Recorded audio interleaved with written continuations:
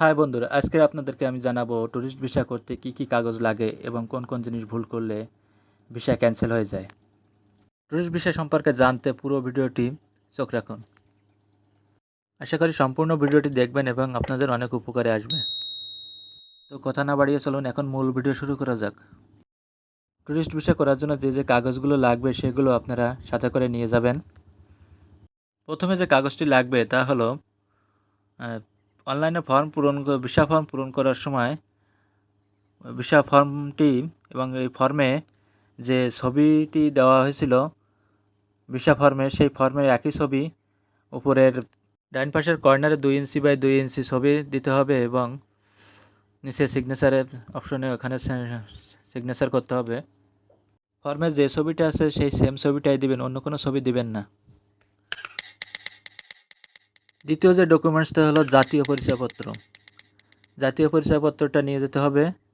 জাতীয় পরিচয়পত্র যাদের নাই তারা জন্ম নিবন্ধনের কপি নেবে। জন্ম নিবন্ধন অনলাইন যে ডিজিটাল জন্ম নিবন্ধন সেটার একটা কপি নিতে হবে।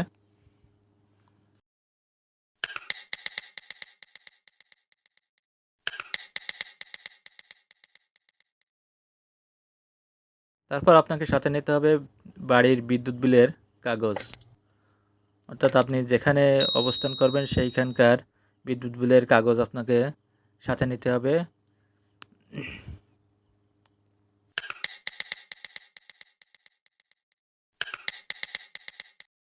তারপর যে ডকুমেন্টসটি লাগবে তা হলো ব্যাংক স্টেটমেন্ট। ব্যাংক স্টেটমেন্ট আপনাকে নিতে হবে। যদি ব্যাংক স্টেটমেন্ট সম্পর্কে বলতে হয়, ব্যাংক স্টেটমেন্ট 3 মাসে আপনাকে 3 মাসের ব্যাংক স্টেটমেন্টে কমপক্ষে 60,000 টাকা দেখাতে হবে।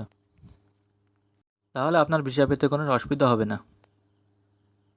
ব্যাংক স্টেটমেন্ট না থাকলে সেক্ষেত্রে আপনাকে ডলার এন্ডোস্কোপি জমা দিতে হবে।